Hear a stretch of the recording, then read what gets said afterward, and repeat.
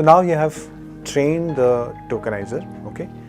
You have created the vocabulary, you have mentioned what is the pre-tokenizer, what is the normalizer, and now is the real test, right? You want to encode samples, right? You are given the entire corpus of 74 million sentences and you want to encode it using the tokenizer that you have trained, so that it's consistent in terms of how it splits the words into subwords and so on, right?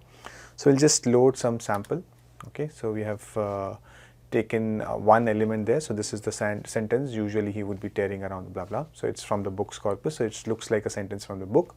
And you can see that when you encode with the tokenizer, if you count the words here, 1, 2, 3, 4, 5, 6, 7, 8, 9, 10, 11, 12, 13, 14, 15, 16. So the number of tokens also is 16, right? So that means it has almost, all of these words are actually a part of the vocabulary. And makes sense, right, because these are all frequently occurring words, so they would have got merged and entered the vocabulary as tokens. So that's why you don't see any splitting happening here, right? And there are some attributes here, and we'll see what these attributes are. Some of these are things that you need to know about, so I'll talk about those. So let's first get these tokens, right? So get all these attributes. So one of the attributes is the IDs, the other is the tokens, then the type IDs and the attention mask. So let's just see what each of this is, right? Okay. Yeah. So here you can see that none of these were actually split into subwords, right? That means usually is actually a word in the vocabulary itself, so it did not have to split it. He is also a word, wood is also a word. So it's not splitting anything, right? So everything here is actually a token in the vocabulary. So you're not seeing any split here, you're not seeing any hash here, right? Because everything is a token in the vocabulary, okay? And makes sense, as I said, these are all frequently occurring words. We'll see some splits as we look at more examples, right? So now we had sort of collected those attributes, right? Tokens, token IDs, type IDs, attention mask. So let's try to see what that is. So for the 0th position, the token is usually, the ID of this token is 2462. That means it's a part of the vocabulary, right? That's what I was trying to say. We have no type IDs here because you're not using anything special, and attention mask is 1. So 1 means that when you are passing this to the model, let's say you've created the tokenization, you have done the tokenization, now you're going to pass it to the model. So you sometimes need to mention the attention mask. Remember when we were doing the causal language models, you have this masked attention, right? Because you don't want to pay attention to things which have appeared before. So you'll have to mask some of the words. So here you're not masking anything. You're saying that pay attention to every word in the vocabulary, right? So this kind of slightly advanced processing is also a part of the tokenization, where you can say what to pay attention to and what not to pay attention to. Okay. Yeah, so for BERT-like models, the type IDs are 0 to 1. So this is model specific. For now, we'll just leave it as 0. Attention mask also I told you. Now let's try to encode an entire batch, right? So we encoded one sample. Now let's try to encode an entire batch. And when you're doing batch encoding, right? In a given batch, you might have sentences of different lengths, and then you might want to make sure that your entire batch looks like a matrix, right? Because it would have number of rows, which is equal to the batch size, number of sentences that you have in a batch, but number of columns would be different because each column would have a different number of tokens. And now to make it like a matrix, you need to make sure that all the sentences are padded up. So you have some spatial pad tokens at the end, which ensures that now you can fit this into a matrix, right? So that's what padding does. So let's see, we'll now start using the encode batch method, and we'll say that the token ID for pad is 0, right? Okay, so let's see, we are taking 4 examples from the dataset. Okay, we're going to encode these 4 examples. Okay, and we have printed the let me just see, yeah. So you can see that the number of tokens is now 42 in each of these examples, right? Wait, what has happened here? Yeah, actually, because I've run this before, you're seeing that. So when you run this for the first time, you'll see that the number of tokens for each sample here is showing as 42, right? It will not show up as 42. It will just show up as the actual number of tokens in that sample. But because I've already run this before and I've done the next step also of padding, it has sort of done the padding already, right? But when you run it, you will see that the number of tokens is different for each sentence here, and the maximum sequence length is actually 42, right? So, and padding was not applied. So now what we can do is that we can use the padding, right? And also sometimes you would want the context size of the model to be fixed, right? You don't want to process anything which is greater than 512 tokens. So you'd have to use truncation. That means any sentence, if it exceeds the length, it'll just get truncated by the tokenizer. So let's see how we are going to do both of these, right? So now you're saying enable padding. As I said, I had already run this cell, so the tokenizer has been modified to add padding, right? So I'm saying padding to be done. And I'm not specifying the length of the padding, so by default it will be the maximum length in the batch. And I'm also saying that I want to enable truncation. That means anything which is greater than 512, I am going to leave it, right? I'm just going to truncate it at length 512, right? Yeah, so I'd already executed this. So now if you do batch encoding again, you will see now, if you're running this for the first time, you will now see that everything has been padded up to 42, whereas earlier you were seeing only the max sequence was 42, everything else was lesser than that, but now everything has been padded to length 42, right? So that's what batch encoding can do once you have enabled the padding the way we did here, okay? Yeah, I need to be careful about what to run in advance and what not to.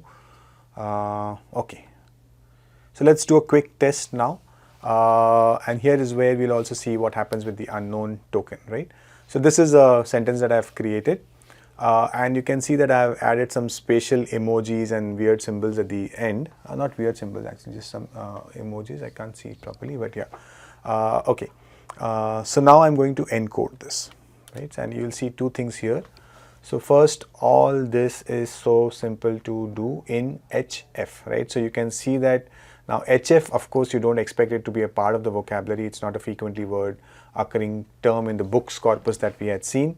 So H and F has been split just into subwords, and then it is not able to sort of encode these spatial symbols, so it just puts unknown there, right? So now you get a sense of why unknown tokens can appear. Here I've taken a very special case of putting emojis, but there could be some words or some spatial characters or some non-English suppose characters come in, right? Your entire tokenizer was based on English corpus, and now suppose you are seeing a sentence which has like a Hindi word in it, right? Then you would expect it to tokenize it with unknown, right? So that's what's happening here. So see that normalization worked as expected. Actually, I had initially written this also in capital, but that's okay. HF got normalized to H small and F small because we had used lowercase normalization. Pre-tokenization also worked because every word was first split based on the space, and then it was tokenized. And then the this continuing prefix, right, is also working properly, where the hash is being used to indicate that this was all a part of the same word, right? Okay, so done. Now you could save and load. This is the standard thing that you do with anything that you train. This is just like a model. You have trained a tokenizer, so you may want to save it for later use because it took me 5 minutes to train the tokenizer. I don't want to do it again, right? And it will save everything, right? It will save whatever you had mentioned as the normalizer, the preprocessor, everything that you had set on the tokenizer, enable padding, everything, it will save here, right? So that's what will happen. And now you can load once you have saved it, you can of course load it also, okay? Yeah, so it will save all the things, it will tell you what all is here. It's not displaying here properly, but you could get all of these from the JSON object. So you can ask what is the added tokens, and it will show you what are the added tokens. So you remember you had added the unknown token and perhaps the pad token also. So all of that will show up here. Okay, so now from that you can say this, and now you're going to load it from file instead of training again, right? So you'll not do the training again, you have already done that. So you'll just load the tokenizer from the file, and now again if you again tokenize the same sentence, you will get the same output, right? So that's, remember first I had tokenized it with our running tokenizer object, then I had saved it to the file, then I loaded it from the file, and I've again tokenized the same sentence and I've got the same output. No magic here, of course, it's expected, but just emphasizing that we saved it and then loaded it again, and it works the same way as earlier, right? And that's what we expect it to do. Okay. Now let's do a BERT tokenizer, right? So what is a BERT tokenizer? So you remember BERT is one of the models that we learned in the Foundations of LLMs course, right? And there is a spatial way in which it tokenizes a sequence, right? So it adds CLS at the beginning. If you give it two sentences, like a pair of sentences, then it adds a separator in the middle, right? Yeah. So here A denotes sentence A, which has n tokens, and B denotes sentence B, which has m tokens, okay? And there are spatial tokens, as I said, the CLS token, the SEP token. The pad is of course always there, and the unknown token is there, but in BERT you also have the masking, so you have the mask token also, right? And now what you can do is you can again start creating the tokenizer. You can say tokenizer, it will be BP, the unknown token will be UNK. Then you can say the normalizer is lowercase, the pre-tokenizer is white space, all of this you understand. Then you are setting a BP trainer, and you are saying that it will have a vocab size of 32,000. You are indicating all the spatial tokens to add to the vocabulary, and you are also mentioning the subword prefix that you want to use, okay? Oops. Yeah. Let me see. Yeah, and we'll also add this post-processing step, right? Because once you do the tokenizer, you want to do the spatial processing of adding the CLS and the SEP tokens. So if you're going to pass a single sentence, then this is what the output looks like. You have CLS followed by the sentence along with the tokens in it, and then the SEP. And if you have a pair of sentence, then you want CLS, the sentence, the first sentence, then the SEP, and then the second sentence, right? So you want to do this spatial processing. So you're going to create like a post processor. So this is the first time we are creating a post processor, and you're going to specify this template that if it's single, then this is how the output should look like. If it's a pair, this is how the output should look like. And the spatial tokens are CLS, which will have a token ID of 2, and SEP, which is going to have a token ID of 3, right? So these are things that you are now creating like a post processor, right? This is something that we had ignored so far, but now hopefully you understand why you would need post processor, because now BERT is a model. That model has a specific way in which it expects inputs. You might use other models which might have again a very specific way in which they want inputs. They may want the last token to be called CLS, right? Then you can imagine how you will modify this template so that CLS is always inserted at the end, right? So that's what this allows you to do. You can now train the tokenizer. Yeah, so we have trained the BERT tokenizer, right? Now what we'll do is we'll try to encode a sentence. Again, I've run this cell already. Let me just run it again. Yeah. So now you can see, because we had mentioned this post processing, so after tokenization, it has entered a CLS at the beginning. And since this is only a single sentence, you have a separator token at the end, right?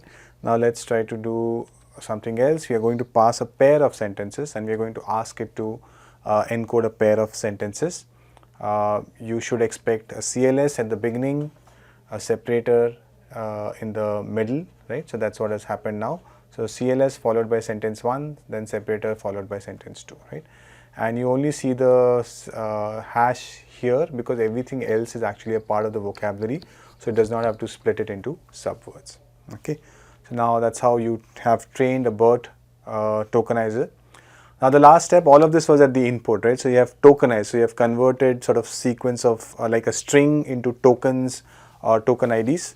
Now at the end, as I said, at the output layer, we had seen that we need to do the decoding.